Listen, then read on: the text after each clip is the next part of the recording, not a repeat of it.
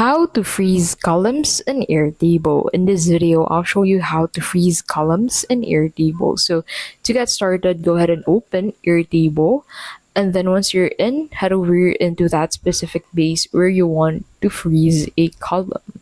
And then once you're in here, go ahead and click on this content items button at the top left of your screen and then select edit table permissions from here.